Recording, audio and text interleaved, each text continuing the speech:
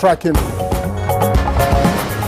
On Good Morning Nigeria today, we discuss the composition of President Tinubu's cabinet.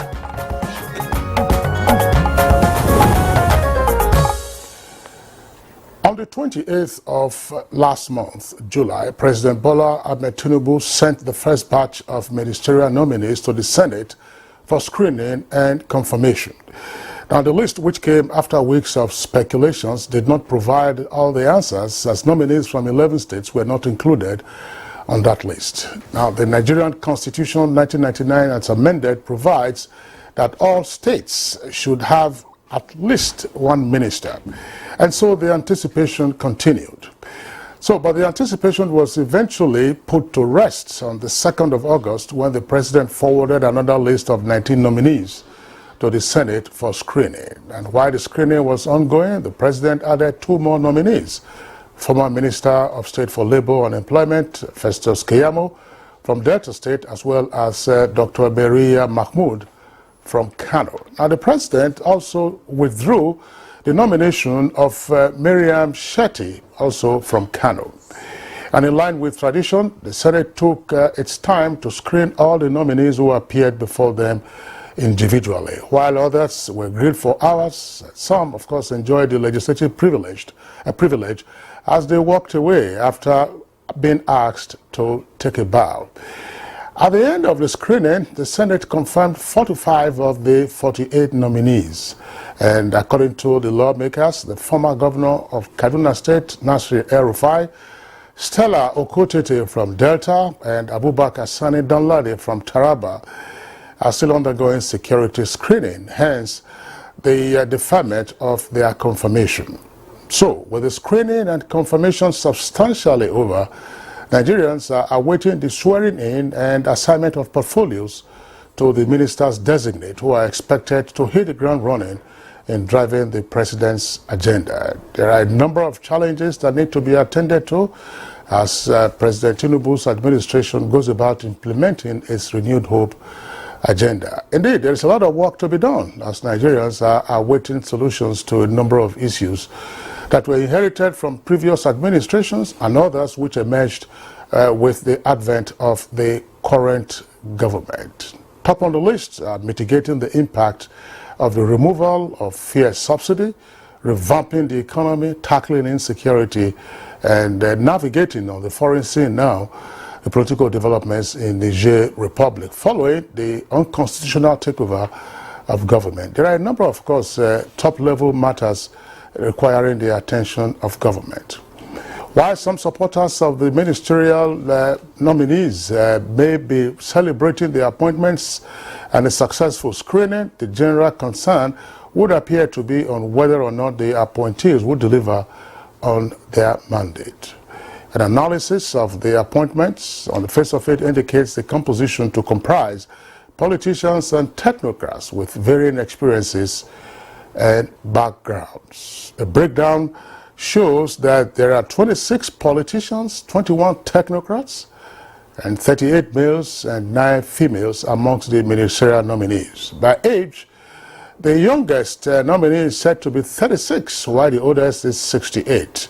And in terms of geographical spread, the Northwest Zone has 10 ministers designated now, you might say, Southwest 9, Northeast 8, North Central 8, South 7, and the Southeast 5. But beyond the numbers, Nigerians are equally concerned about the capacity and competence of the nominees to deliver. And given the fact that the list comprises persons who have previously held public office, the question is how much can they do on the current assignment beyond the records that they carry over from their previous engagements.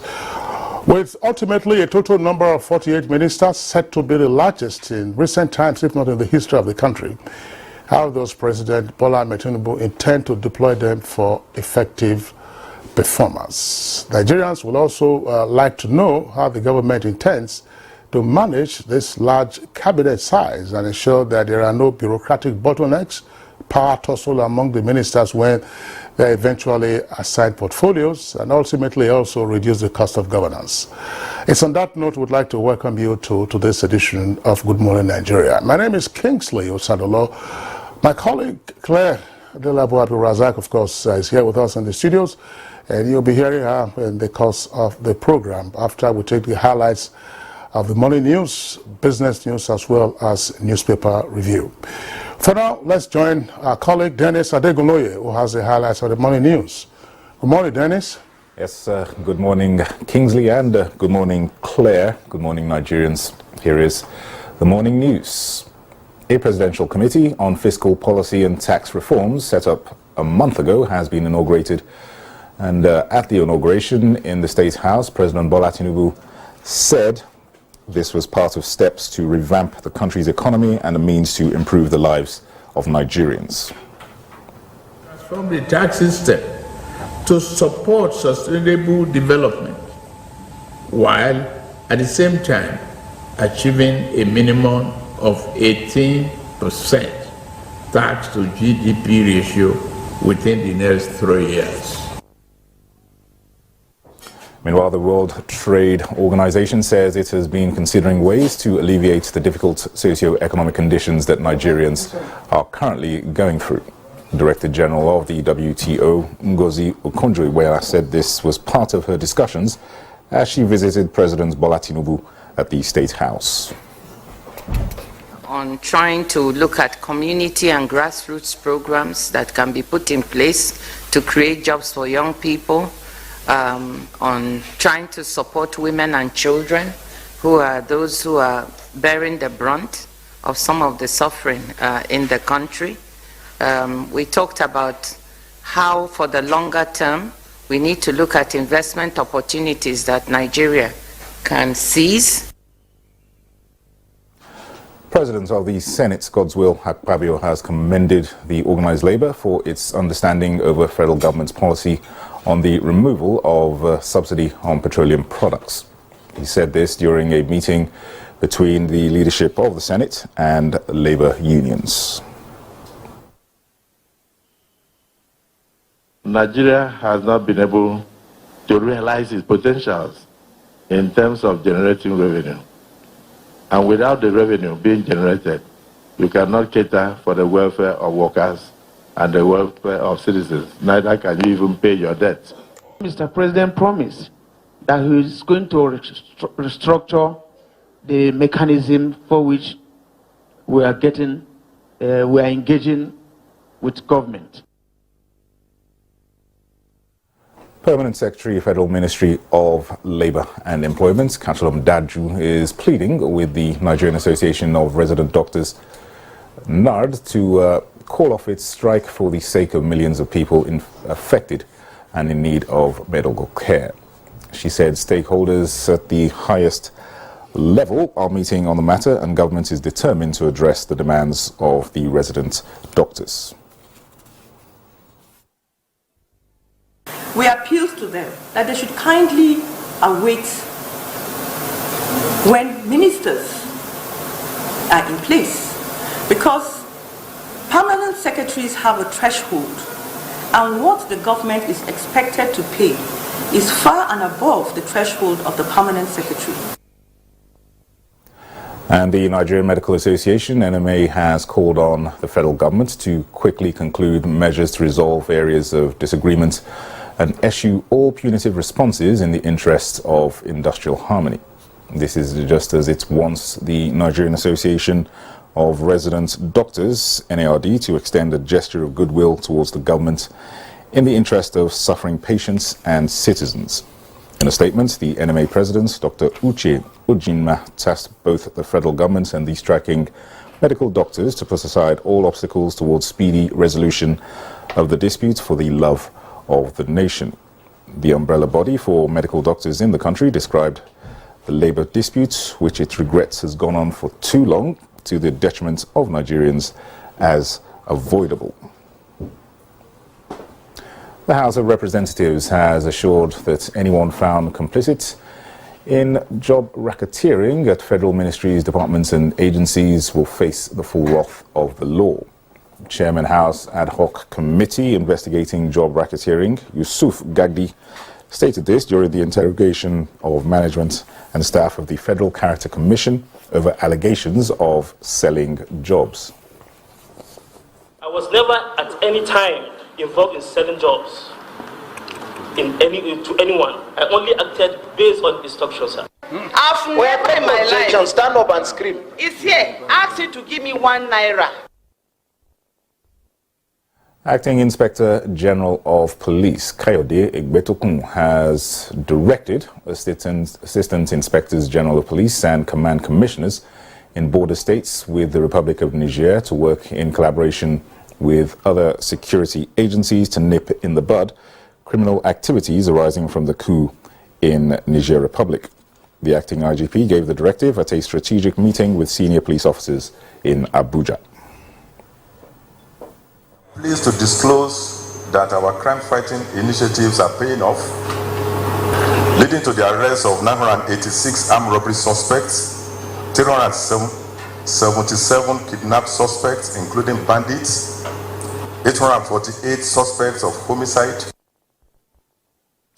Well, that's the news for now. Good morning. Nigeria continues after this break with Kingsley and Claire. Good morning.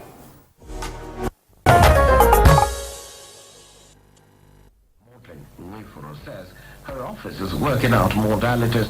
Hello and welcome back to Good Morning Nigeria. And indeed, one thing with technology is that you can't really predict when they decide to malfunction, and that's exactly what happened this morning. But Kingsley, I'd like to thank Kingsley for coming to the rescue.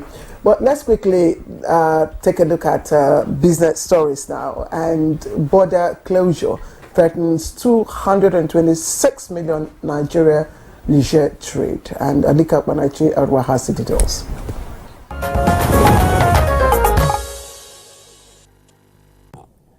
The Nigerian trade, worth about 226.34 million, is at risk of breaking down following the recent border closure between the two countries as a result of the military takeover in Niger. The acting Controller General of Customs, Bashir Adeniyi, recently announced that current situation in Niger warranted the developments. According to the International Trade Center, import and export between Nigeria and Niger in 2022 totaled $226.34 million.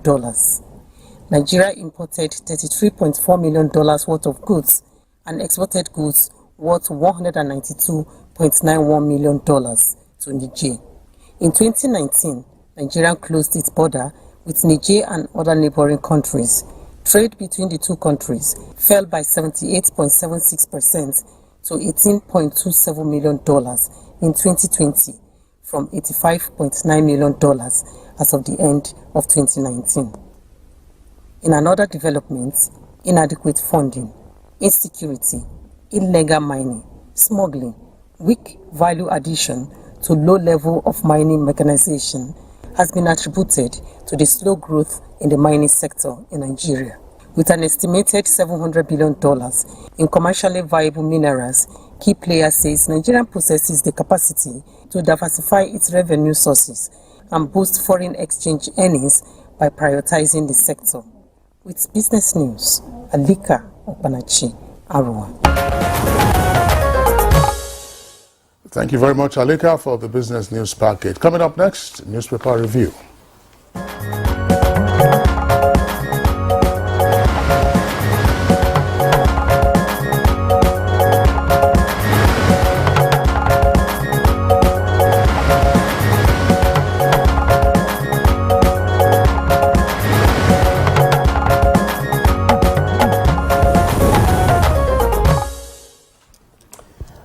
It's time to take a look at the daily newspapers on newspaper review.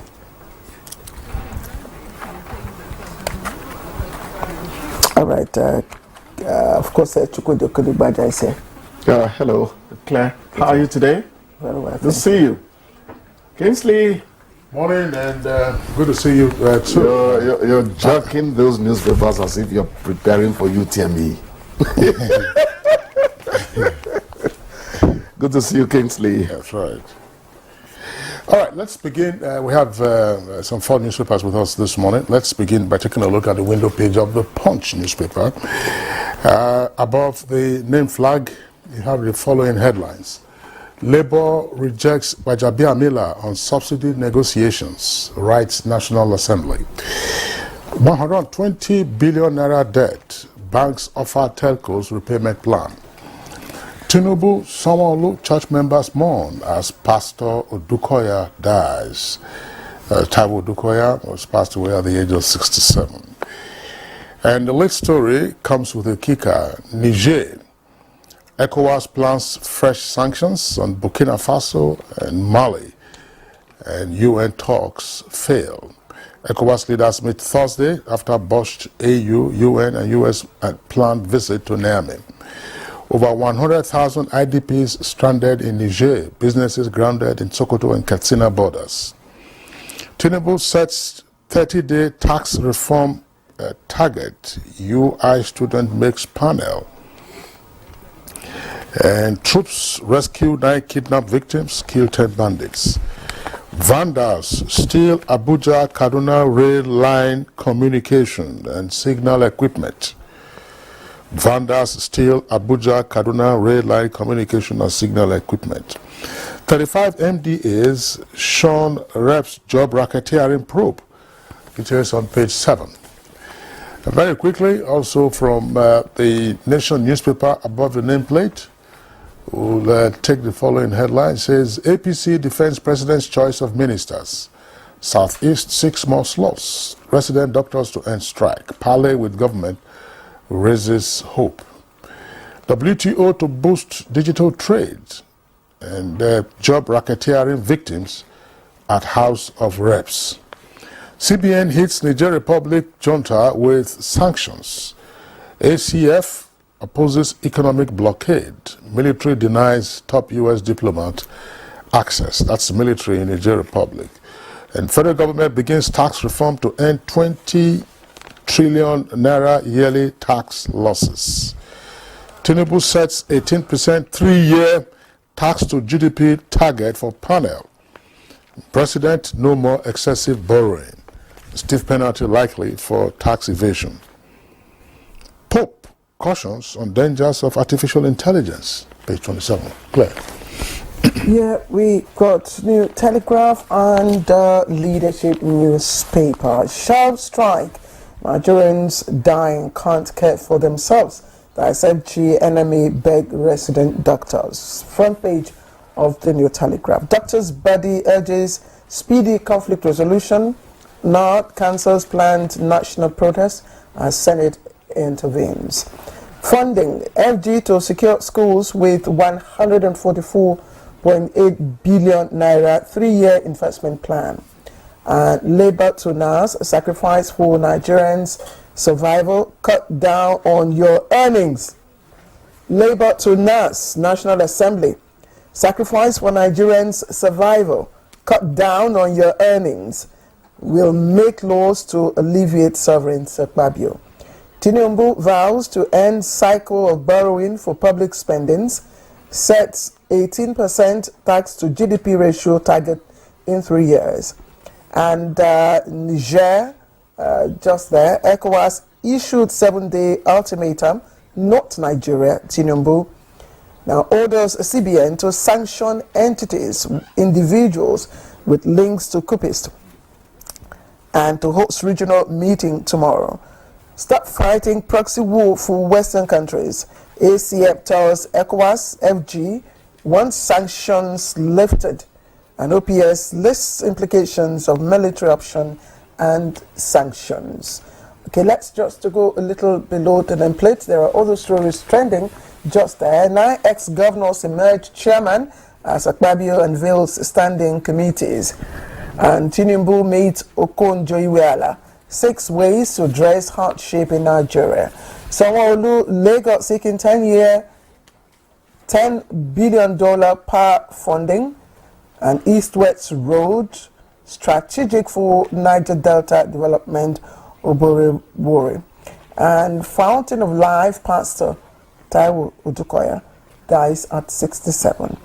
And also there, Dr. Odeaso, who died in Lagos Hospital, laid to rest. Standing story above the nameplate, USDD respite as CBN intervenes in banks 150 billion naira debt to telecoms, and naira depreciates to 900 per dollar at parallel market. And quickly, leadership newspaper. Niger coup linked individuals, entities slammed with new sanctions. Just trending there. And this very important story. Maize shortage. Nigeria's 4.2 billion naira poultry sector on brink of collapse. And you'll have very detailed analysis of this sector right there. 25 million, the sector's crisis puts over 25 million jobs at risk. Maize production declined from 12.5 million metric tons in 2019 to 12 million. And of course, a crate of eggs now selling between 2,000 and 2,400 naira per crate and 2,600 naira against earlier 1,900 naira. Now, an average selling of 2 crates of 2 eggs contains 82% of daily vitamin D requirements. And finally here, 600 poultry farms may close shop in Delta State, and that's about 62%. Okay, let's quickly, again, all other stories I'd read out earlier on. And 19 countries to benefit from ECOWAS $338.7 million off-grid electricity project. All right, Kingsley. Okay. Yeah, I was thinking, where else would you take the reeling out of headlines to by passing the baton to Kingsley? Shelves strike, Nigerians are dying, can't care for themselves. Doctors' body urges speedy resolution. National Association of Resident Doctors, that's NARD, cancels planned protests as Senate intervenes. And I want to say that that's the segment, the last segment, the rider there. That's what I find attractive. Now, what irks some of these professional unions or trade groups is being ignored into continuing protests or strikes. So it's all eyes on the Senate to see what reconciliation of grievances could happen. That's what I want to think. No profession is inferior to another, to any other, but when resident doctors go on strike, public health institutions, which are comparatively cheaper avenues to procuring medical attention, of course, are knocked out of action. You are saying, by implication, that the poorest of the poor can't get attention anymore, since most private hospitals are a no-go area in terms of the fees they charge. But the most aching aspect of it is what urgent medical procedures get abandoned, leading to preventable deaths. It is not palatable at all. On a personal level, I received an SMS from National Hospital 2 days ago that to the effect that what we needed to do at the radiology unit, a special scan for somebody who is going to need what is called urethroplasty. That's a repair of the urethra, that we couldn't come to do it anymore. Now think what would happen to that person who is still in trauma. I mean, matrons are going to try. Their experience comes in handy in terms of what they can do in ICU, we know. But doctors are doctors. So it is not easy going at all for anybody. I pray that this will be resolved as quickly as possible. The second one here, ECOWAS issued a 7-day ultimatum, not Nigeria. Now, this clarification probably stems from the impression that Nigeria is the arrowhead of the quick notice to coupists in Niamey. But the truth is that men and materials supplied when West Africa decides to take on a recalcitrant member do get supplied by Nigeria mostly. ECOMOG easily comes to mind. Financing and other things. Who really handles them when West Africa, finds itself in a logjam. Yes. It is Nigeria. Yes, okay. Chikudi, yes. We must not forget that ECOWAS is a supranational institution, and the decision makers are the heads of states and authority of those countries, not just one individual. Nigeria may play a very significant role, yes. But when decisions are taken that affect a member country, it is a collective decision. Yeah. That is, yes. So it is not. There was need for that clarification because, it was announced by the chairman, yeah. who happened to be our own president. Yeah. So everybody is alluding to the fact, I like your further clarification, but when push comes to shove, at the end of the day, Nigeria really... I watched an interview granted by former military man, Body George, where he says, please, Joe, don't war. War ain't good. No, and he talks about the heavy load Nigeria will bear when it happens. No. So by implication, I agree. You're just talking about administration. Yes, I have agreed. And those who link President Tinubu as Nigerian president, as sanctioned Niger. No, that's odious personalization. Exactly. Odious personalization. It's not, and that is why this clarification is very important. Okay, this fine. is ECOWAS, not Nigerian president. Okay, that's a point there. Yes. That's a point. A very good one. Yes, and I don't know, Kingsley, you've got something to talk about? Because I wanted us to look at this issue of poultry sector, Well, before we get into the poultry sector, I should also draw attention to some of the gaps that we'll find these days in some of the reports that we get. It's either a function of the statements that they got or that there was no additional legwork by the journalists. I'm talking about the Tax Reform Committee that was inaugurated yesterday by President Bola Ahmed Tinubu. Surprisingly, a 400-level student at the University of Ibadan is one of the members of the committee. She's said to be president of Tax Students Initiative, some such body. There are two basic things that you can actually incorporate in a story of this nature. One, what is the size of the committee? How many members are on the committee? I tried to look at the photograph on the front page of the Punch newspaper, count the heads, and then of course the president and the vice president are also there, about 30-something. But you read the stories that I've read online and also in hard copy, you can find it's just sufficient for you to say, yeah, President Bola Ahmed Tinubu yesterday inaugurated a 30-member tax reform committee. And then who are the members of the committee?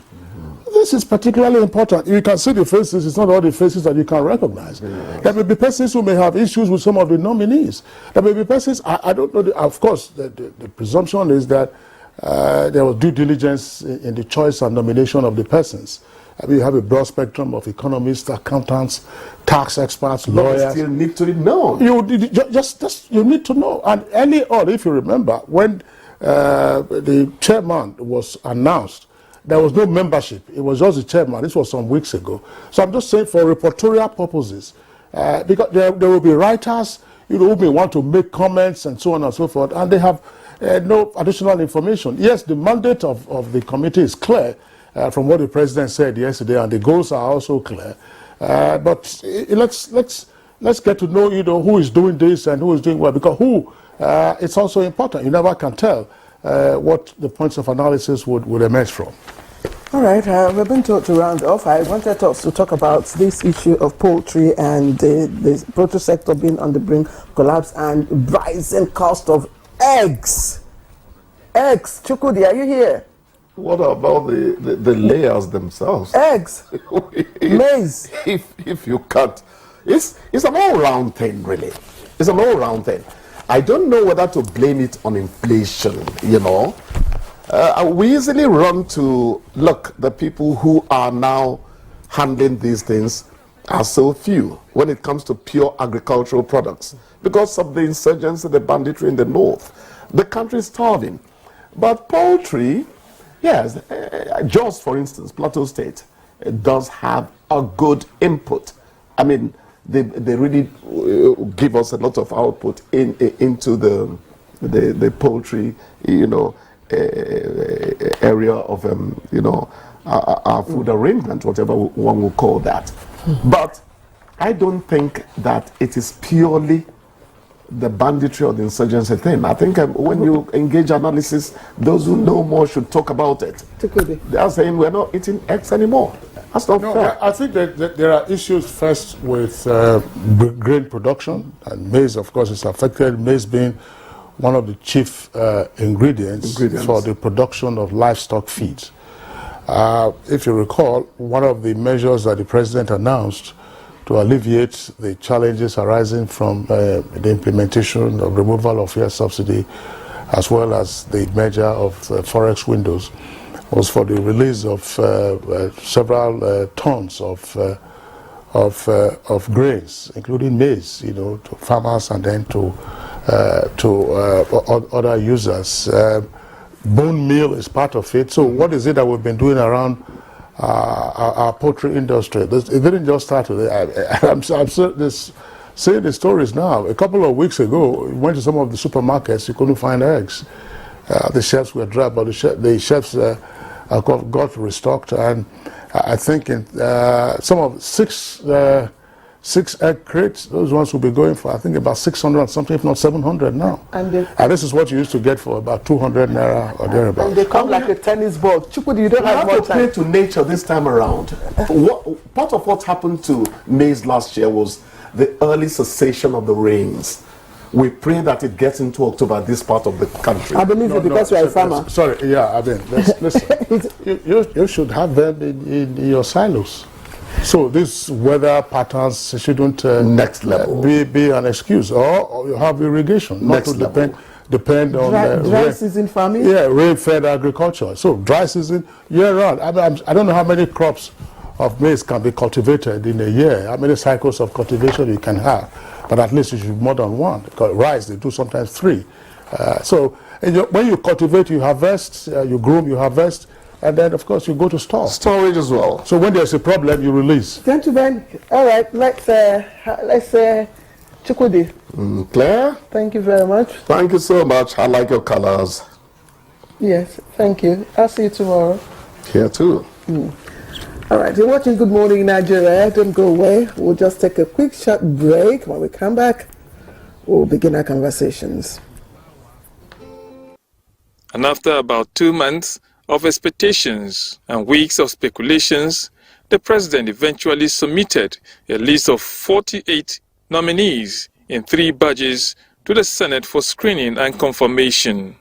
The list consisted of some former governors, technocrats, and politicians drawn from across the country and from various professional backgrounds.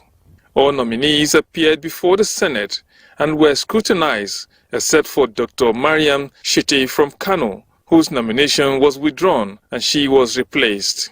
While others took a bow after being engaged on various issues, others simply took a bow based on legislative privilege extended to them. For others, their past came back to haunt them as they were referred to certain conducts in the past for which they had to tender formal apologies.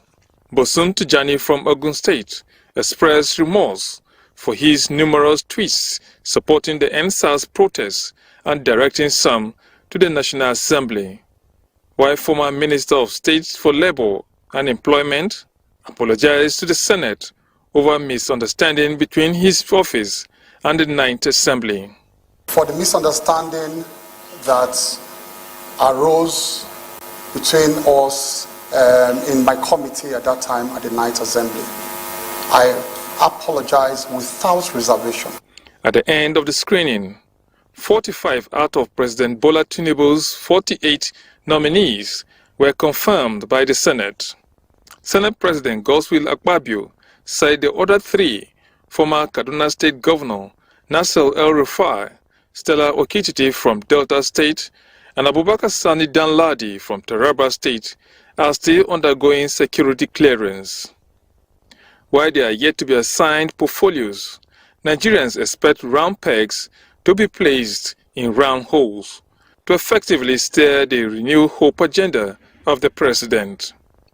On Good Morning Nigeria, guests will take a look at the composition of Tinubu's cabinet and what it portends for Africa's largest democracy. All right, I think so far we have about 48 members of the cabinet screened by the National Assembly. And so to discuss the topic composition of President Tinubu's cabinet, let me welcome for the first time in our studios here in Abuja, Dr. Osaoro Okonzwa, who is a public affairs analyst.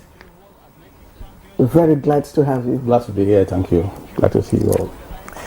Also here in our studios in Abuja, we have the Honorable Shehu Saleh Hassan, former member House of Representatives. Good to see you. Good to see you. Good morning, Nigeria. All right, and then also here with us in the studios is a lawyer and public affairs analyst, Abdullahi Ibrahim Jallo. Ibrahim Jallo, we're glad to have you this morning. Welcome viewers and welcome presenters. And with us via Zoom from Oshogbo in Osun State, a regular on Good Morning Nigeria, Ezenwa Nwago. Ezenwa, we're glad to have you this morning. Good morning. Thank you for having me. All right, gentlemen, we're glad to have you this morning. It's an all-male cast in terms of the composition of our guests. That might have been a very serious issue, assuming President Tinubu did not nominate any female from amongst the 48 nominees that were sent to the National Assembly for vetting and ultimate confirmation. But let's just begin. The National Assembly, more particularly the Senate, as the Constitution mandates, has already screened and confirmed 45. 3 of them are outstanding. Let's have your initial comments. First, on the mix of the nominees, and then later on we'll talk about the procedure adopted by the Senate in the confirmation hearings. Let's begin with Honorable Saleh Hassan, a former member of the House of Reps. Thank you very much. Good morning. I think the first of all, the process of nomination and screening and confirmation, which is in conformity with the Constitution, as you have rightly said. The Senate did a very, well, you did ask me to speak on the composition. And I think there's the composition has, first of all, met the constitutional requirement. Section 147, I believe, 3, states that there shall be a minister from each state of the Federation, at least one from each state. And I think we have we have a reflection of that. The president really met the requirement of constitutional requirement in providing at least one, in nominating at least one senator from each state of the Federation. And the Senate screened all the 48, confirmed 45. And they have cited a security clearance as the reason for not confirming the 3. And I think the 3 within 21 working days after presentation of the nominees. So they have to either write to the president that so person, in this case 3, the 2 gentlemen and the lady who have not been confirmed, they can write to the president and tell the president that they have not been confirmed. But there's also a provision in the Constitution that in the event, and I think it's 147.405, I think, that states that in the event that the Senate is silent on the confirmation of those 3 for 21 days, the Constitution deems that they have been confirmed as ministers, and they can, and the president can go ahead and assign portfolios to them. So we'll await to see. I mean, the which means, in essence, I'm not a lawyer, but as a legislator, I'm expected to know that What that essentially means is that it saves the Senate having to come back and confirm them again. So if they have been cleared, if they've gone successfully through the security clearance, as it is being done now, then there is no need to communicate further to the Senate. The Constitution deems that they have been confirmed as ministers of the Federal Republic, and I'm sure a barrister here can confirm that. And the President can go ahead and assign portfolios to those three.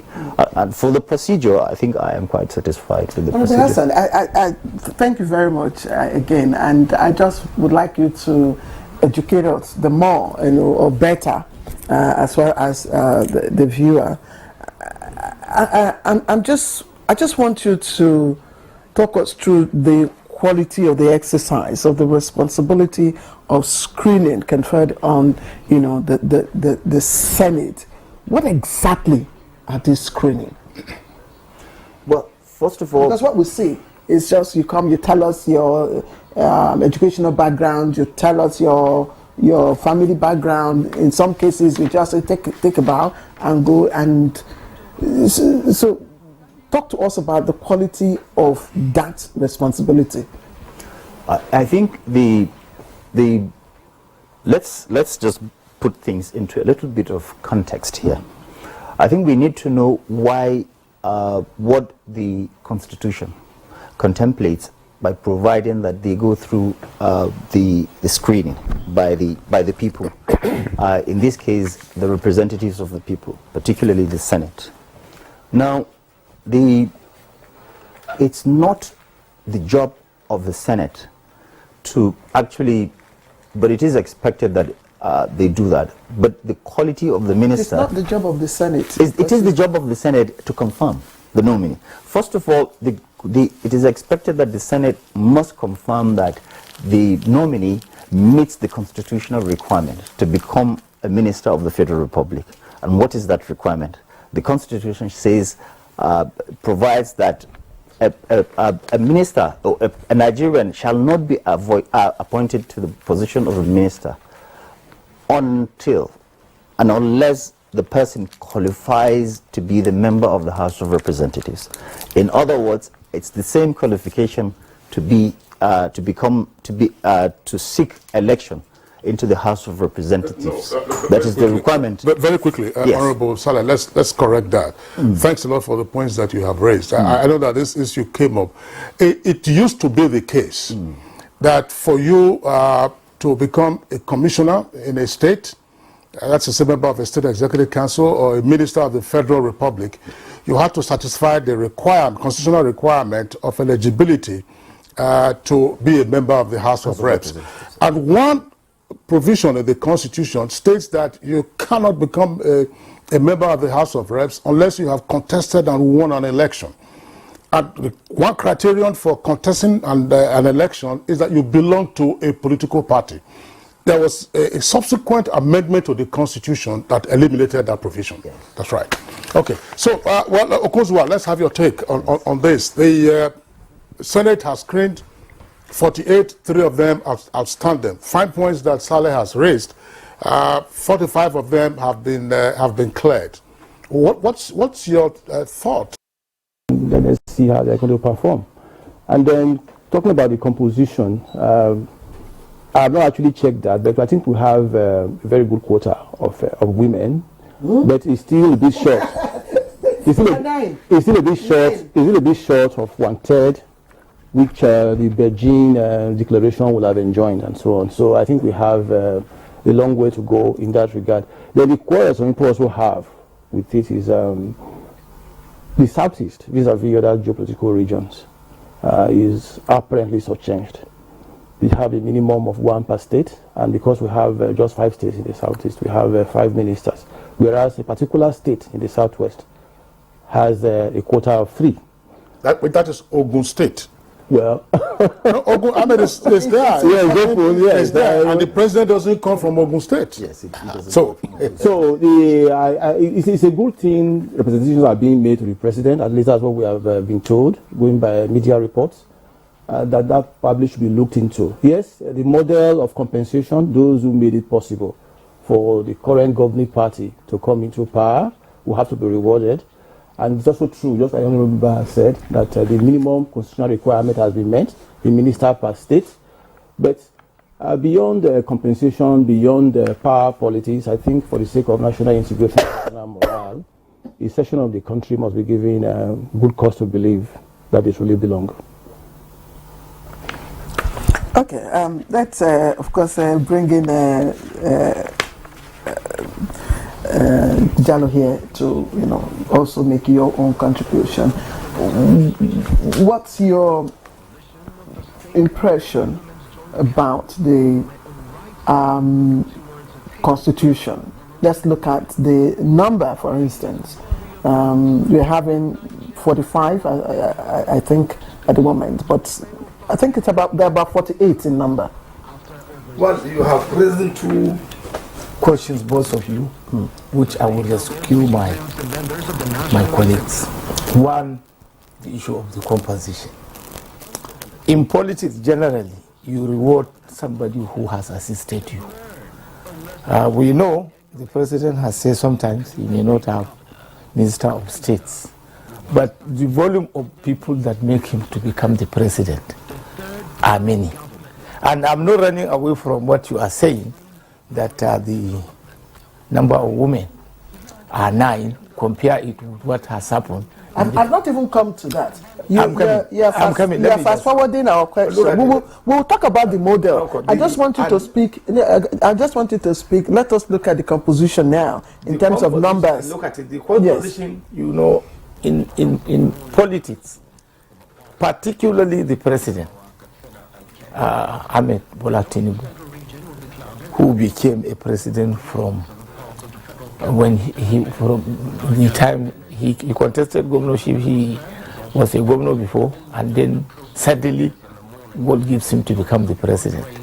So, and in Lagos, so you can see, the terrain of politics, and he has been in politics for quite some time.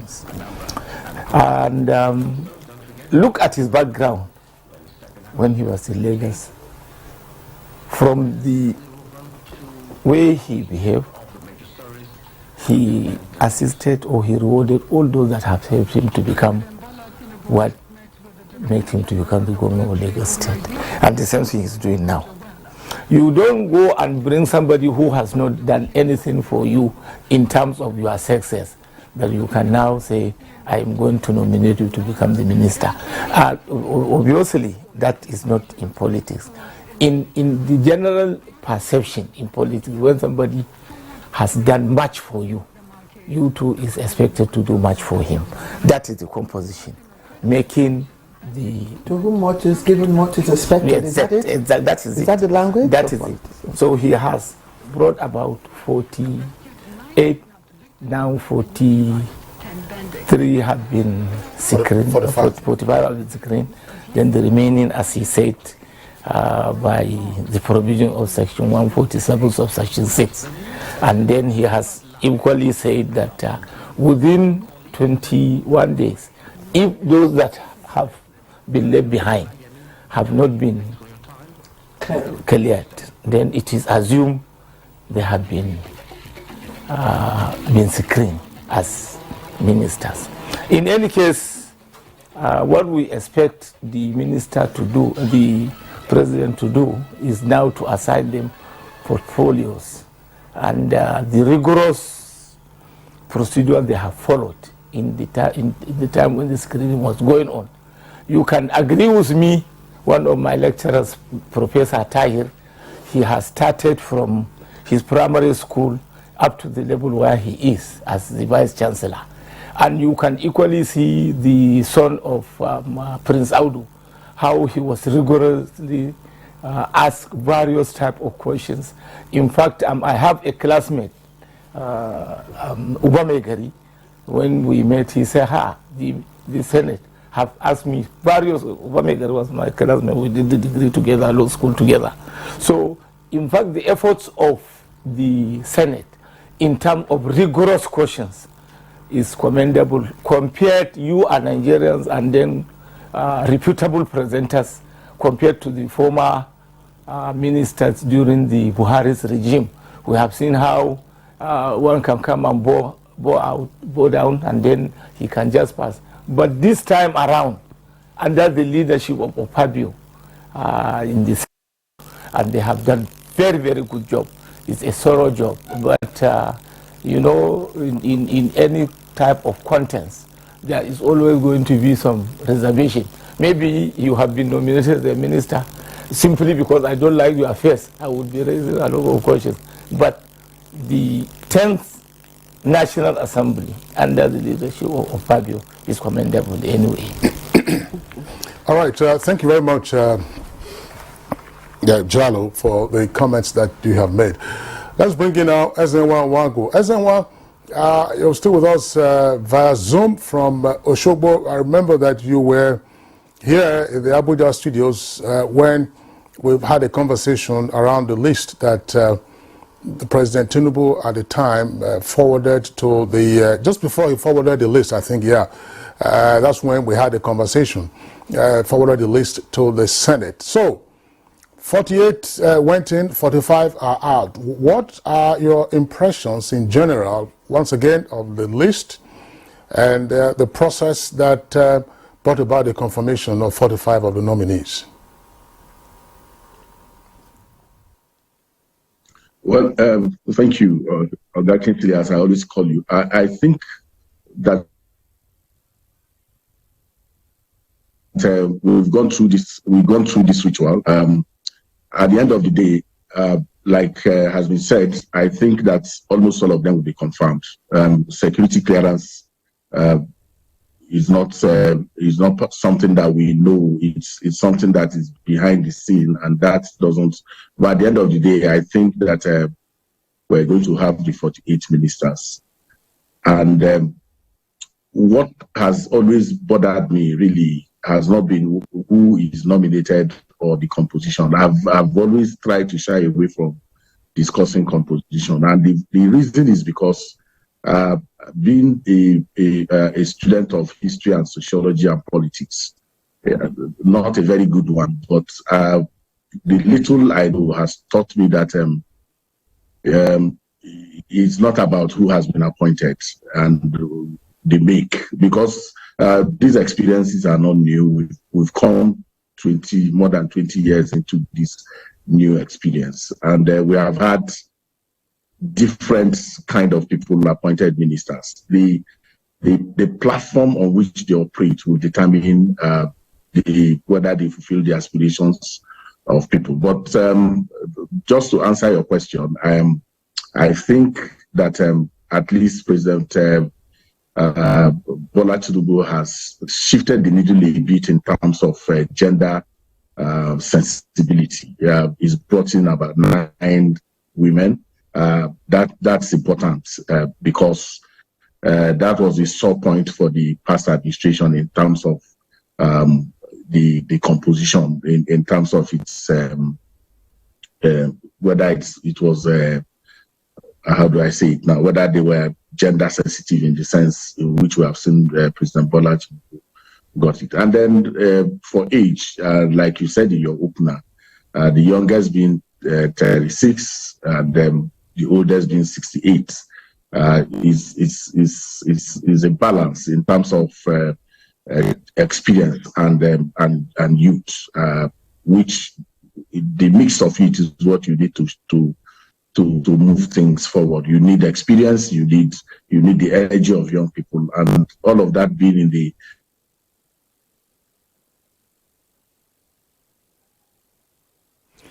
we're sorry for the glitch there. We hope to reconnect with Ezenwa Wango again from Oshogbo once that is clear. All right. Ezenwa, okay, please go ahead. We will have to move beyond.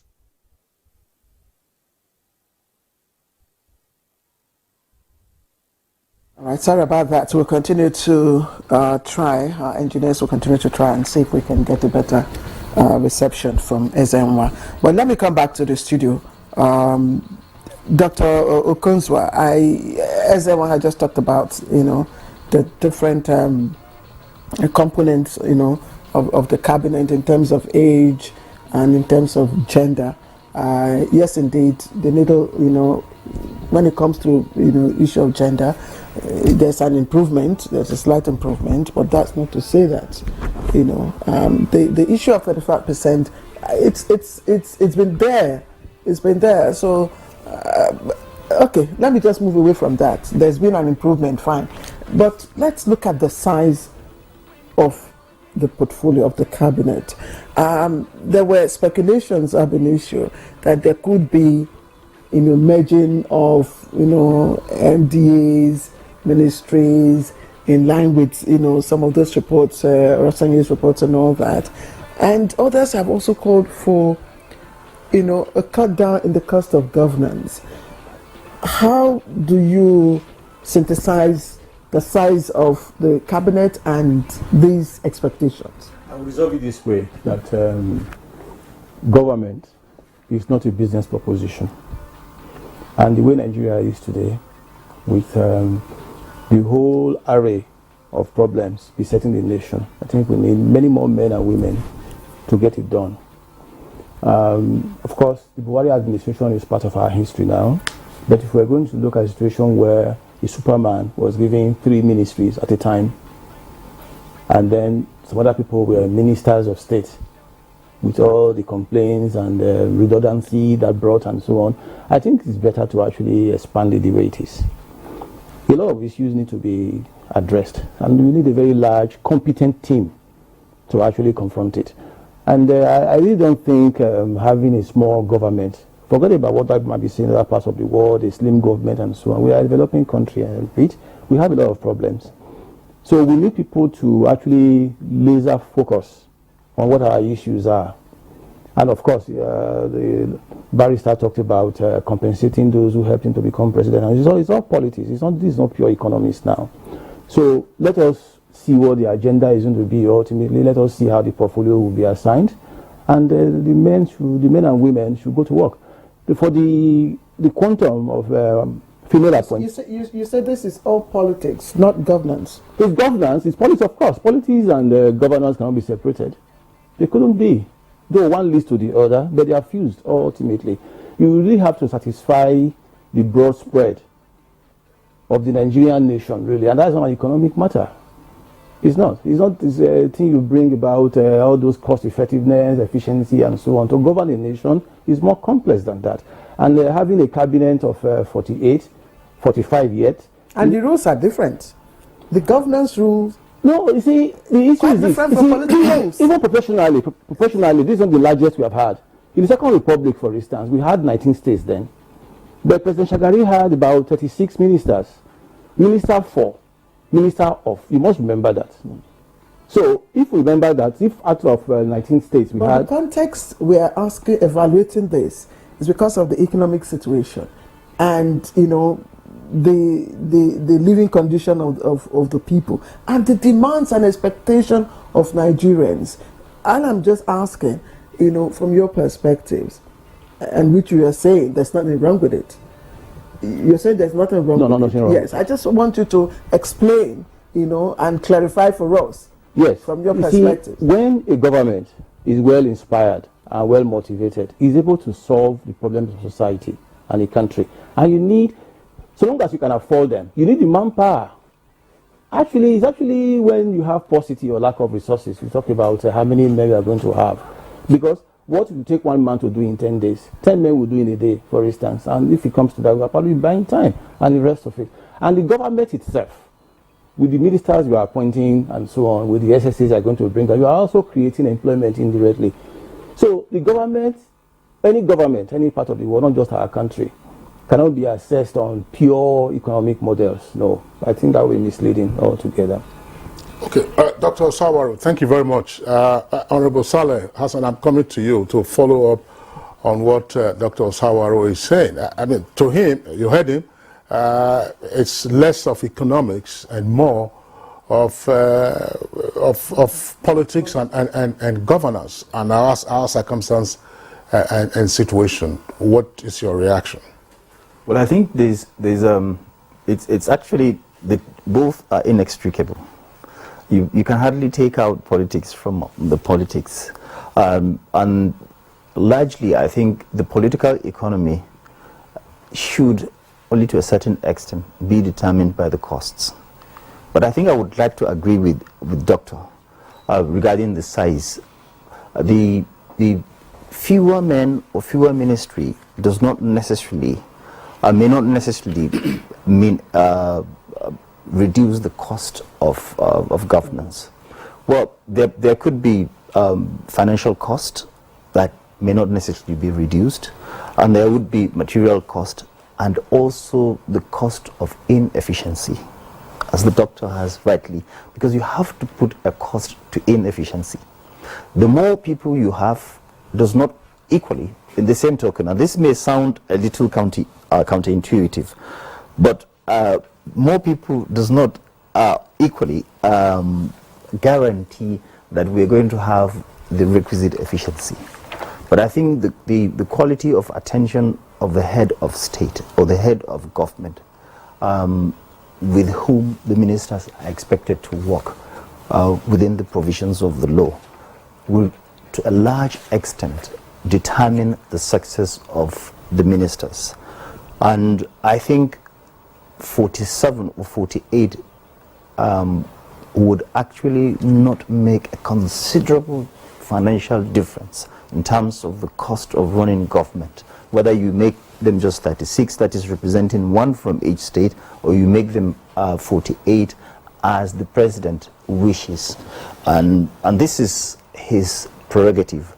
He looks at the weight and the extent of the political, social and economic problems that we are facing, and makes a determination as to the number of people that he would want to have to assist him in carrying out his duties as the president. And as the case is now, he forwarded the name of 48 members. And looking at the quality, I think for the first time, most Nigerians, no matter how we do enjoy giving a critique all the time, and even those critics have come to realize that yes, I think he took his time and made some very good choices. We may not agree with the choices, with the composition, and I think clearly you're not really satisfied with the 9 nominations. Neither am I. I am an advocate of equal opportunity, not necessarily the 35% affirmative. I think equal opportunity here means that equal number of women are given opportunity to serve their nation as is given to men. But one problem that I have, there's a particular phrase that I have which politicians use. Not only politicians, but even Barrister has alluded to that. He's a politician. Exactly. I have the problem with the phrase people being rewarded. I think it is people being recognized and given the privilege to serve their fatherland. When you say reward, an average person assumes that the appointment or nomination comes with huge material and financial benefits. And that is what the people are looking for. I think it's the reward, not the reward, but the recognition that you are given for your effort to bring in the government into power. You are given recognition and therefore conferred with a privilege that we all covet, to serve our fatherland in the highest levels. I think this is what I agree with. I would rather... But even in some occasions you hear that, oh, this is a call to service. Exactly. I will know what service means. Yes. Well, I think service, we should begin to take these appointments and these roles very seriously. And I think the more we give the right tag or ascription to the services we render our fatherland, the more seriously we will actually discharge these duties, and the perception of Nigerians would be affected so effectively. So I think it's a privilege. And back to the I do not want to take us really back, but it is very important that Nigerians understand that the democratic process does not in any way make it even possible to marginalize any of us because of the processes and provisions of and the tenets of democracy. One, there's the National Assembly that not only oversights but supervises the executive as well. Or in other words, there are separation of powers that sometimes overlap, but of course the National Assembly is empowered to supervise the executive. Two, each state is represented in the Federal Executive Council, each state. So I think issue of marginalization, we hear it when it is. I'm sure you must have heard. Of course, I have. About the grievances of a particular ethnic tribe from Delta State. I'm sure you must have heard. I have. Yes, they allege they have been marginalized in terms of the ministerial nomination. Okay. All the nominees they allege were taken from a particular ethnic tribe. Is that not part of marginalization? But that's not what we are talking about. Yes. I think we should give Jalo and Ezewa some time to contribute. Yes. I think that it's important. Let's throw this in, Barrister Jalo. Indigents of the Federal Capital Territory are excited by the fact of a first-time appearance of one of them as now a minister designate of the Federal Republic. Curiously, we also remember that during the First Republic, Yaradua, the father of late President Yaradua, was the Minister of Lagos. But they campaigned by the indigents for greater recognition and representation. Is this one now that will be satiated by the appointment of one of them as a minister of the Federal Republic? Well, Kingsley, you are a lawyer, we look at things how they are.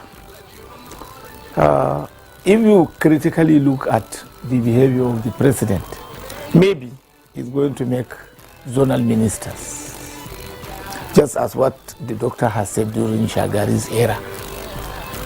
That makes the composition large. And the person that has been nominated, former chairman, is Uzalo, or Izalo, his name. They have been clamoring for this position long ago. And the territory, the Federal Capital Territory, has an indigence. And you remember quite clearly the controversy that came up about the way and manner Tinubu got the votes and whatever. So for this type of things that came up politically and the effort they have put, you don't divorce it from the fact that they have been getting ministers in the Federal Capital Territory before. And one of them that has just passed, and whatever that has happened, for them to be carried alone, at least now they have gotten, the Constitution has recognized them as a state, since it is a Federal Capital Territory. So giving them a position of the minister is just like what you read constitutionally, the Ishakiri struggle constitutionally, that they have been marginalized, and what you were saying. Constitutionally, it's a primary school, it's an elementary law position. That Tinubu style of governance, you will look at it critically. Partially, he has not dominated it with only APC. There are PDP, Wike is there. In fact, for this country to be unified, as the Honorable Saleh said, every segment of the country must be carried along.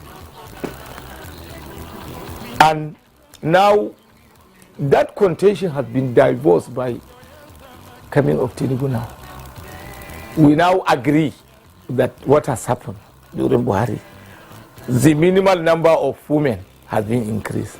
And young men that are clamoring for the right bill to contest and whatever, there are about 90. Johnny is there, the son of so many from Oshun, so many of them.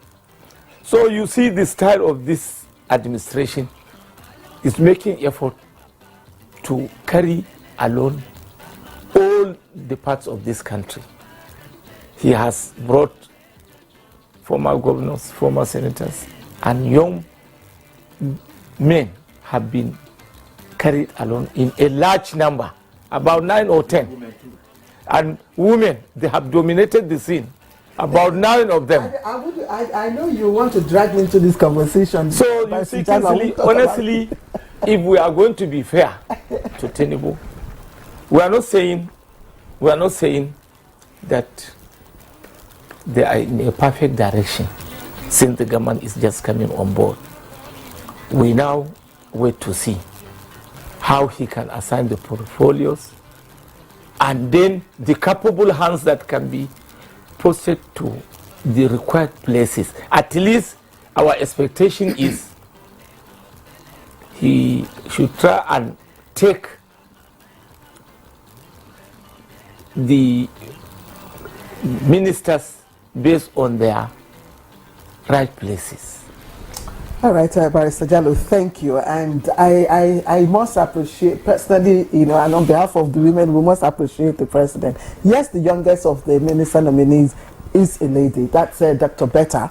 And of course, we have very intelligent young ladies, among the ministerial nominees. Musawa is there. She's about 40-something. Kotete is also there, 39. But she's not been clear. These are highly intelligent young ladies, So and I don't think it's their nomination was not because they worked or because they were politicians, but I think they also have what it takes to also be among the list. But let me bring in Ezenwa, if Ezenwa is still with us. Ezenwa, you're smiling. Okay, so looking at again, the metrics. We have about 29 politicians against 20. Is it how many politicians down? I can't remember, but I know there are 21 technocrats, and you have 9 females. You have men, young men, and women. If you look at all these metrics, does it help to give us an idea of where Mr. President is heading to in terms of economic and political strategies?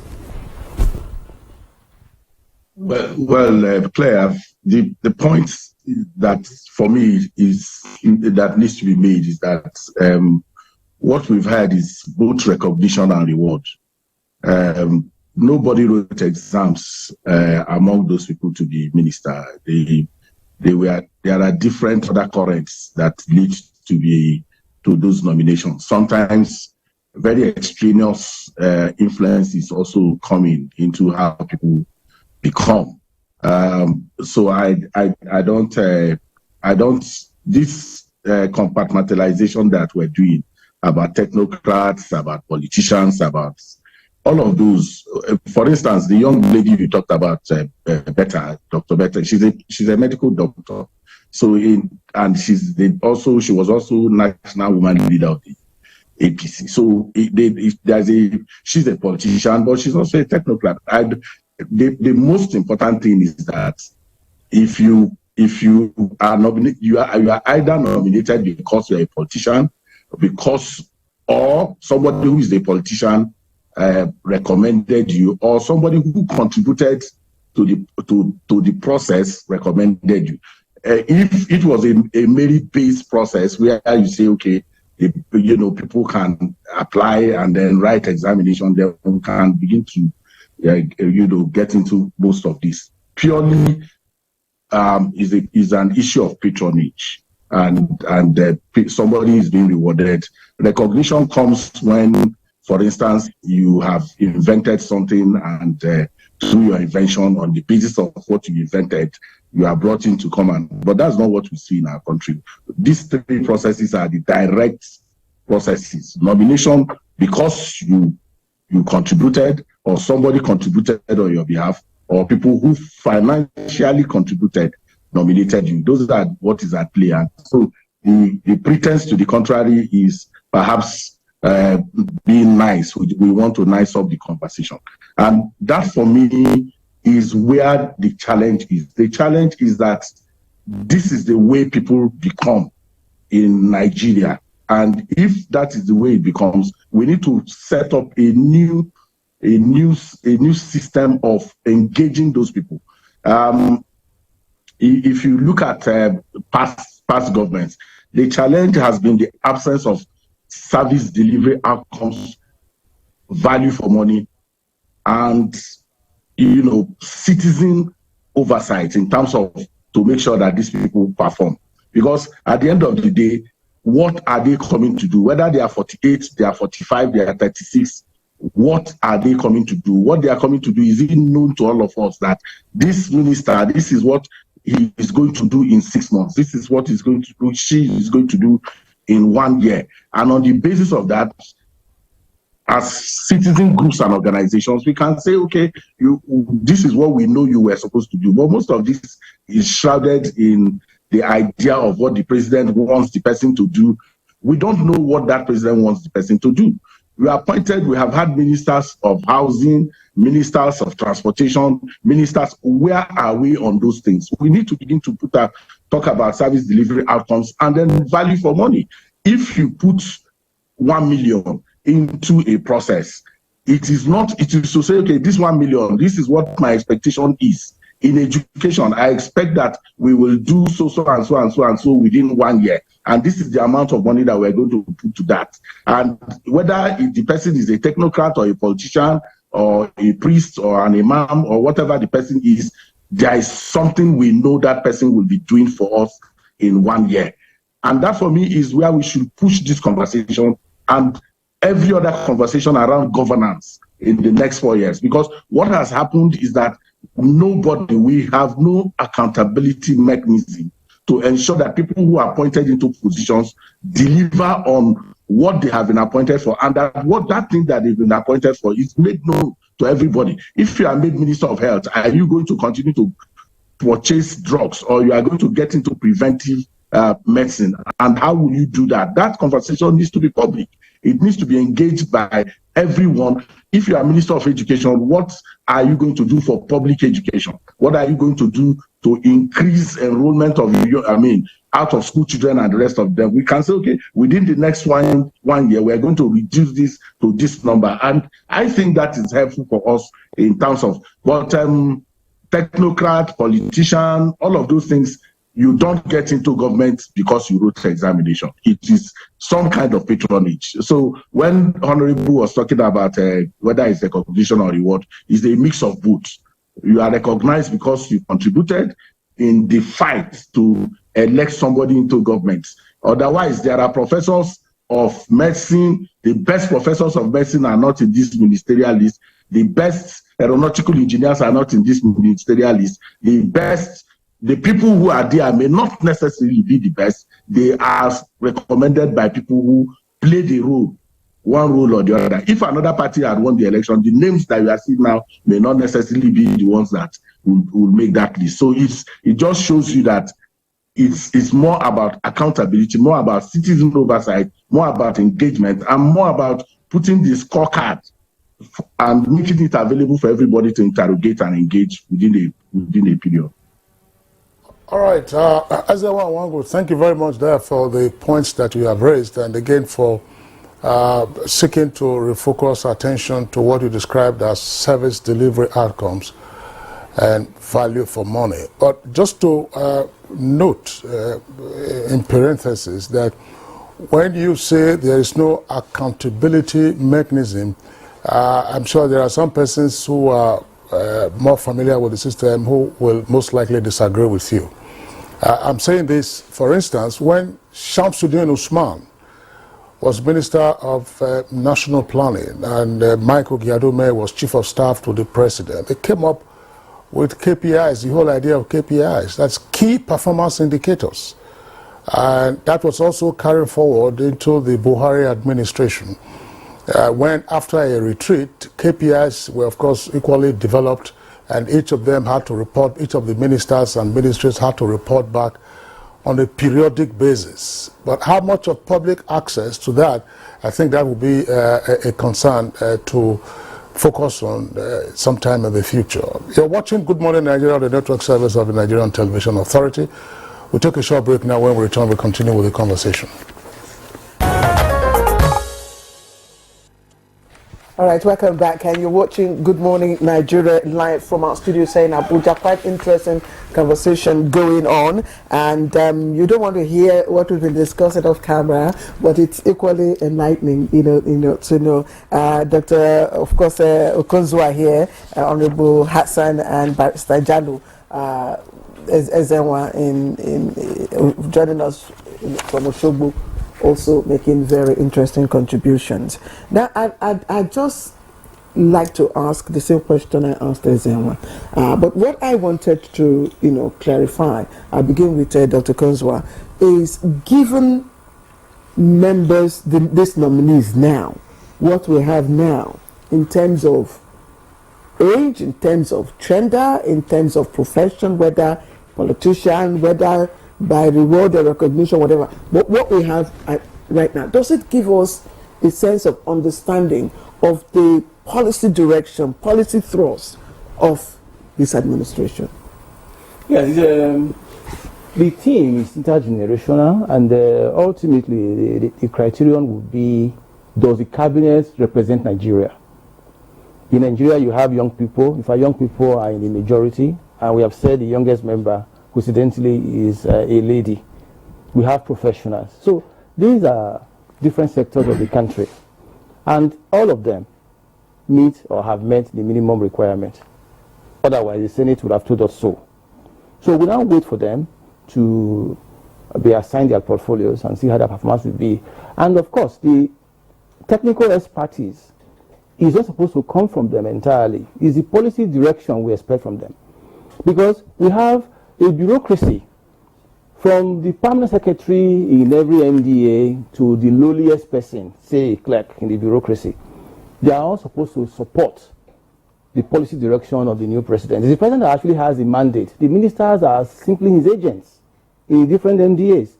So they convey the policy thrust of the government to the different NDAs, and the bureaucracy is supposed to be there to interpret and implement, so long as the resources are there. So the division of labor is also there. We don't talk about the bureaucracy very often, but they are also a very powerful force. So we do hope that the ministers, whenever they are assigned their portfolios, will be able to ginger the bureaucracy they are going to inherit, will be able to align whatever they are going to meet with the aspirations they are pursuing. You know what I'm asking? Because again, let me take the gender nominees for instance. You have a lawyer, you have a well-qualified doctor, you have Okotete who is also there. These are not just, women that you just, I don't want to dump in one, women affairs ministry. Or these are women who come with some form of, a value addition. I'm sorry, Claire, let me throw this in, because I've said it on Good Morning Nigeria. Since 2010, in the Federal Republic of Nigeria, women have headed the Federal Ministry of Finance. Absolutely. How many other places have they headed? No, I'm saying Ministry of Finance. It's just Ministry of Finance. It's just Ministry of Finance. Critical MDA. No, it's just Ministry of Finance, Kingsley. You keep saying that. You just not keep saying. Since 1960, men have been heading, other equally. Education. Other equally. Professor Rukaya, under Goodluck Jonathan, was Minister of Education. That's one of Dr. What you are saying is in line of what is. The bane of economy everywhere in the world process was also a Minister of Education. Madam due process was also a Minister of Education. Minister of Foreign Affairs. And Professor Joy Ogu was Foreign Affairs Minister. You see, I have the privilege of being the only woman there. And this is a replication of what happened. Don't try to see as if don't be a defeatist. I'm not a defeatist. So you stick to your facts.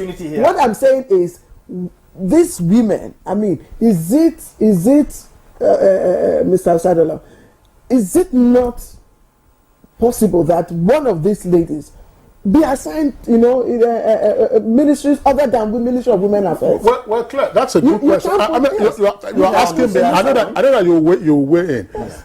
If there are 9 women, yes, the president is not going to appoint 9 women to be minister of state, minister for, minister with, minister into, minister through, yes, women affairs and social development. Exactly. Certainly not.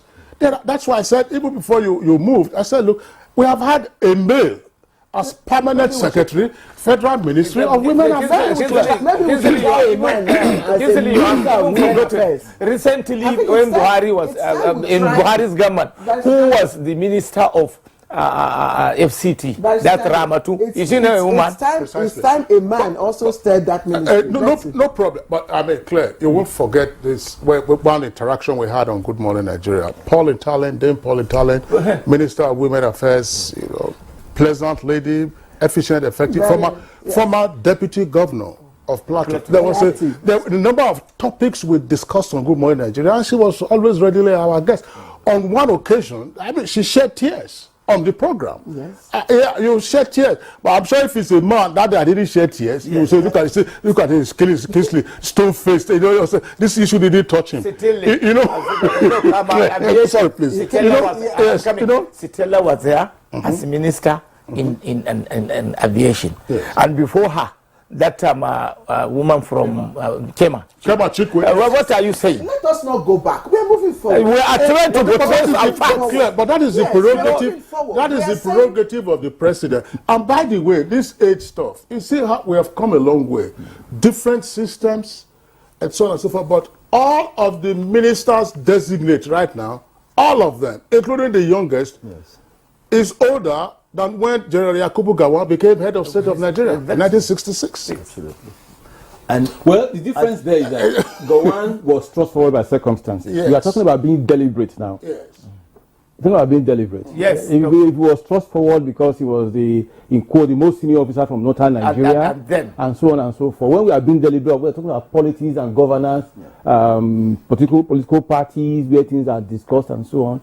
Well, I don't think an accident could be our criteria. But Claire, let's also note this point, and I would like you gentlemen to comment on it. I've been trying to look for the appropriate synonym without sounding offensive, yes, because you are saying circumstances, good point, would thrust somebody onto the national scene, and we recognize that when he became head of state in 1st of August 1966. As I said, I've been looking for the appropriate synonym. Say, frequent reappearance of certain persons in public office. I'm sure somebody else will use a more offensive word, which is like recycling. So a question some persons, some analysts are asking would be, look, is there a shortage of talent from where these persons have been picked from? So that it will be the same person who's been this before, that, X this, X that, X that. Honorable Saleh. I think that's one of the 4 fundamental issues that have been raised in the panel that I want to really touch on. And you have touched on that age. I think recycling, you see this... No, I said frequent reappearance. Frequent reappearance. And so that it will not be offensive. There is frequent reappearance. While it would sound... I think we don't need to go to the legal aspect of it, because I know legally the law does not stop the government being... well, I do not find recycling as offensive as others might, but there's no problem with that.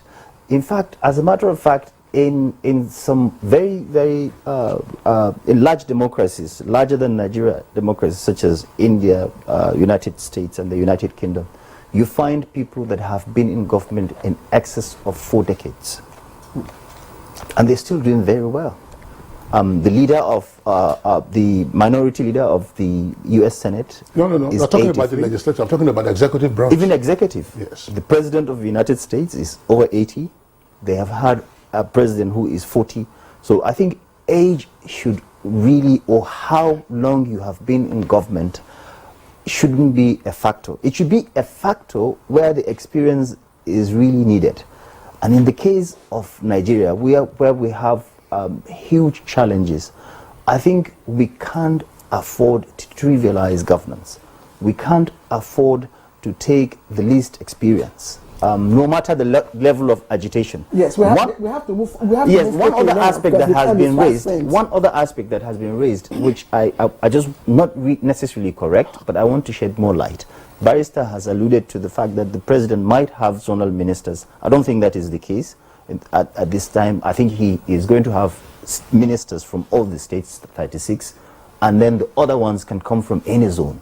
And I think you've also talked about policy thrust, which Ezenwa is not being nice when we say things like that.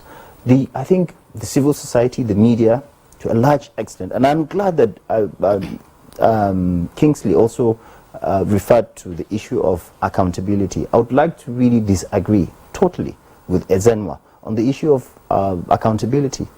The system that we practice really makes it very easy for us to hold our leaders accountable, just that we are lazy. Now, before the president presented himself for election, he had a manifesto. The manifesto is the policy thrust of the president, is the policy document of the president. The civil society, the media should hold him to that. That is what he promised to do Nigerians, his manifesto. He is going to implement his manifesto. So civil society must not be lazy by being populist, by just telling Nigerians what they want to hear, criticizing government. No, there's no time for populism, there's no time for tokenism. He has a manifesto. The civil society must engage themselves. They must really, really not be lazy. They should probe into the manifesto of the president and then ask questions. Has he really delivered? Yes, let me put you on hold. Yeah, our time is spent so that we can come back to the studio and bring in Barrister Jallo. But let me, I'm sure you're listening to the Honorable, and he's actually, if you're there, he's alluding, that civil societies are lazy in terms of, demanding for accountability, in terms of following, the executives and all that. You want to quickly respond to that so that we come back to the studio? No, I don't like to respond to those kind of things. I think Honorable was being territorial as always with politicians. They challenge when you say the manifesto is the policy direction of the president. That is that's broad. In terms of specifics, you appoint a minister. What particularly will that minister be doing in 1 year? We should know that. We used to have what we call Buhari Meter. I don't know whether Honorable was in the country when we had Buhari Meter. Buhari Meter was a creation of civil society which we were following the promises that the president made. But in specific terms, you couldn't track in real terms what those he appointed were doing because what they were assigned to do was not clear. But let's even shift from that and say, look, people are talking about policy trust. Policy trust. There has been no innovation wrong in the last at every fora that I've had opportunity. All we have done in the last 40 years is privatization, commercial. All of those things are things that are being carried over from one administration to another. In terms of it's just in terms of its scale. The things that were not sold by Obasanjo were sold by Jonathan. The ones Jonathan did not sell, President Buhari sold. And everything is about selling. It's not about how do we industrialize? Where are we going to take our country? And that conversation is not holding. So what is the manifesto of the APC that I'm going to that I'm going to worry myself about in terms of what, holding. I am saying specifics. Let's engage specifics. Kingsley talked about KPIs and all of those things. We followed those processes. Well, you know that those KPIs are nice sounding things that are used to capture public imagination and divert attention from what needs to happen in terms of citizen oversight and engagement. And that is what I'm talking about. I said, put these things in public space. If you are appointing a minister of education, and that is what the Constitution is saying now. Yes, you attach a portfolio to the minister. Tell us also what that minister will do for you in 1 year, so that whether as civil society, whether as citizen groups, whether as even an interested individual, I can raise those questions. Look, the National Assembly ought to ordinarily be that oversight place for citizens. But as you know, over the years, the reputational baggage that it carries has not allowed it to do that effectively. Of course, you know what has happened with public hearings and the challenges that has posed, the challenges of oversight and all of those issues. We need to rouse our citizens to be able to understand that if people are appointed into public office, we should know what they are going to be delivering for us. And that does not require, it's not rocket science to do that. So when you say laziness, that civil society that is just criticism, is not being in tune the level of input and work that this program is not enough for me to engage the Honorable in terms of even what we have done with the National Assembly, where he was the public petition committee of the National Assembly, and how it even sabotages citizens' efforts in accountability. But the big issue is that for us as a country, what we need to do now is not to get into this hallelujah that, these persons that have been appointed, they are coming with this, that, and that. All the other people that have been appointed before them came with even better credentials, if you like. But what has been the service delivery outcomes and value for money attachment to that we have had? And that is the challenge. Except we are saying that that's 1999, that we have never appointed people who... I am sorry to interject here. We're actually running out of time, and your connection is giving us some form of issues. So we'd just like to appreciate you. Your contribution is well noted. And as usual, we'll be, keeping on this story. It's developing until they assign their portfolios. We will not stop, discussing. And then after the portfolios are assigned, we'll maybe hearing juicy ministry, not so juicy ministry. But let's come back to Ministerial. I'm going to ask you a question, and it's if you look at, a lot of people have really talked about, the presence of ex-governors, as members, and these are tested hands. What's your opinion? What value will this, ex-governors bring to this administration? Now, Clark, let's look objectively without sentiments. Yes. Take the case of El-Rufai, whose screening has not been completed yet, and assess his performance. I'm not from Kaduna, I'm from Gombe. But go around. Since the beginning of this democracy, we have had so many governors in Kaduna. But when you go to Kaduna today, you can see the entire city and other local governments have changed. That's one. Let's be very objective on that. Yes. Putting sentiment aside. Some will also argue Ganduje did the same thing in Kano, but it's not on the list. The question is this. You see, Ganduje, honestly, Kingsley, he has performed, but politically speaking, he has a problem of not getting unpopular support, meaning, Konkoso is taking advantage of overshadowing him. But Ganduje did very, very well. But the support, I don't know where his support is having problem. you know, and if you look at it, that even before he became the national chairman. I'm afraid you have to conclude your thoughts. Generally, yes. Look at it. That's true. And take Ganduje Clark. See if you are coming from other parts of in Kano. See the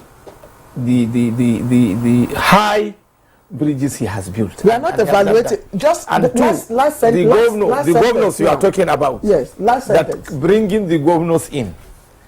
You cannot divorce politics, like with experienced hands, as Honorable has said.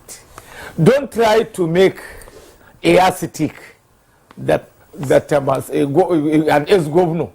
An ex-governor has something to offer, and if he states presenting that it is the candidate, so be it. What can you do? All right, I have to stop you here, Barrister Jallo. I have to really stop you. Thank you very much for your contributions, because we're really out of time. And let me also appreciate Honorable Shehu Sale Hassan, former member, House of Representatives, and Dr. Osawaru Okontwa, public affairs analyst, of course, who's joining us for the first time here in our studio. It was a pleasure having all of you gentlemen.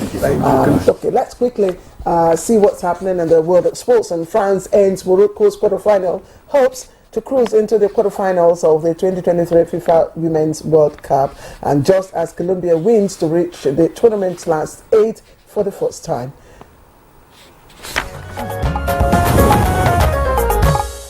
Morocco's run at this year's FIFA Women's World Cup has ended after a 4-0 loss to France in the round of 16 Tuesday. The Atlas Lionesses were the last African team to exit the tournament after Nigeria and South Africa were eliminated in the round of 16, while Zambia crashed out in the group stage. In the other Tuesday's round of 16 game, Colombia edged Jamaica 1-0 to reach the quarter-final for the first time and set up a clash against England. Meanwhile, Nigeria's representative at this year's World School Football Championship in Rabat, Morocco, Fosla Academy, have arrived the country with warm welcome after the team's heroic performance, which earned the nation an automatic qualification and one more slot for the 2024 edition in China. Football advocates at the reception believe grassroots sports development remains key in unheartening great players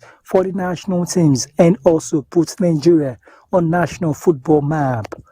And we have also been given an opportunity to say we will bring another second contender by virtue of our excellent performances. So I am so proud to be in Nigeria, and I sincerely believe this achievement is worth celebrating. We have a Ministry of Sports, of course, but they should have a robust program where they will encourage grassroots sporting activities, even at the local government levels. Fosla Academy reached the round of 16 of the tournament but failed to book a quarter-final belt. It is a performance that guaranteed them a slot in the 2024 edition of the showpiece in China. So that's it for us on Good Morning Nigeria today. We appreciate you being with us. Tomorrow is another day, same time, 7 o'clock in the morning. Until then, look after yourselves. I'm Kingsley Osadolo. Not just yourselves. Make sure that you are a patriotic Nigerian. From all of us here, GMN crew, we'll see you tomorrow. Bye-bye.